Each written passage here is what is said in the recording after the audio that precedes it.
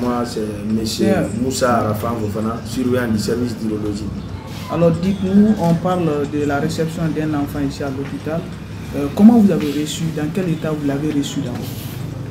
Voilà, l'enfant est venu, il y avait une tumeur rénale dans son ventre. Maintenant, quand il a été vu par le médecin, c'est moi qui ai en charge de l'hospitalisation, on m'a envoyé son dossier de l'hospitaliser. Quand je l'ai hospitalisé, je l'ai expliqué les formalités. Il a dit, ah, vraiment qu'il n'a pas les moyens. Il est venu désespéré. Maintenant qu'il a été dans plusieurs endroits, vraiment qu'il n'y a pas de moyens.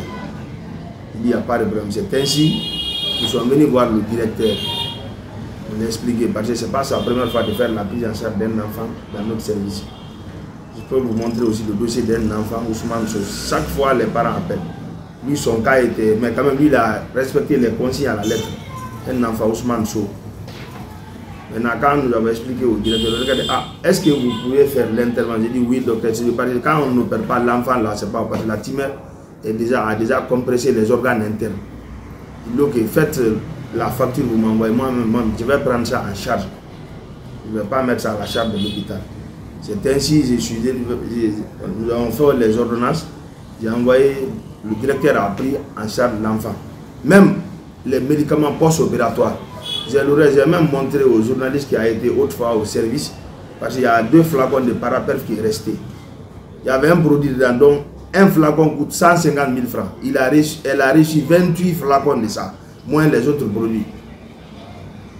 C'est ainsi quand l'intervention a été un grand succès pour nous, parce que la cicatrisation a été rapide, on a enlevé la tumeur, les vidéos sont là, l'intervention du début à la fin, j'ai tout filmé.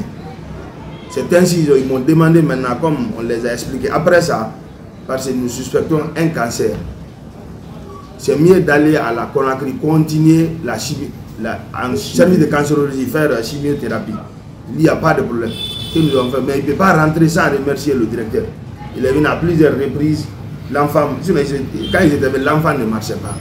Mais quand nous avons enlevé le tumeur, elle a marché. C'est ainsi, moi j'ai appelé. Ah, directeur, les gens là, ils sont là depuis 3 jours. Ils disent, coûte à coûte, il faut qu'ils vous remercient. Il dit non, lui, il n'a pas fait à cause de ça. Il a accepté maintenant, ils sont venus avec l'enfant, ils ont remercié, ils sont rentrés. Quand ils sont rentrés 1 mois après, à peu près 2 mois, ils m'ont appelé. À cause l'enfant a de la fièvre. Il a le pali. Moi, je l'ai fait. J'ai dit, ah, toi, tu n'es pas le docteur. Tu ne peux pas dire que ton enfant a le pali. Comment tu peux savoir? J'ai dit, comme tu es dans une préfecture, il y a l'hôpital, allez-y là-bas, ils vont voir si c'est le pali. Lui, il n'a pas été à l'hôpital, je ne sais pas où il a été. J'ai dit, si ça ne va pas revenir ici, là. Il a été voir, je ne sais pas qui.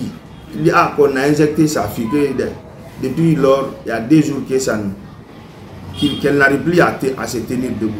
J'ai dit, si c'est le cas, venez par là.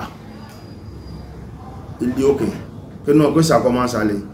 2 jours, le lendemain, le directeur m'a appelé. Il dit, ah, Rafa, choisis un jour pour que tu pars avec Diawara voir, s'enquérir de la situation de l'enfant.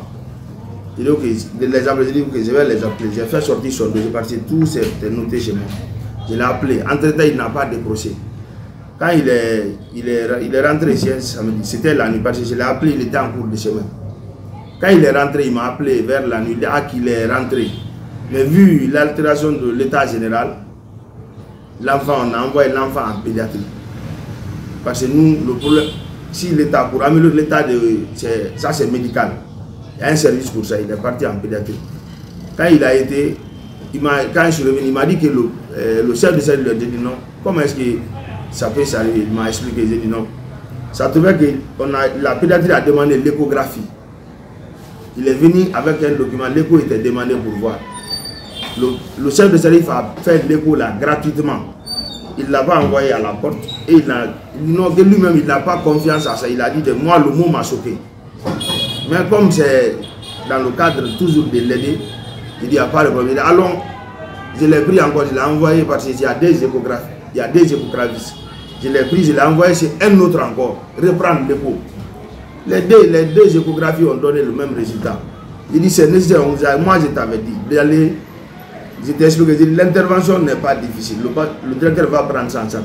Mais ce qui va survenir après, il dit c'est le plus difficile. Faire tout dans le cancer, il faut continuer en cancérologie. Il dit si on n'enlève pas aujourd'hui, l'enfant ne pourra pas survivre avant ces jours-là. Mais si nous l'enlevons, on ne reste pas ici. Allez-y, on l'a expliqué tout.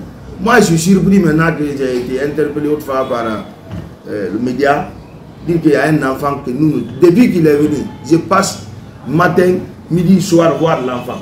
J'étais même en train de mener des démarches pour qu'une institution puisse le prendre en charge.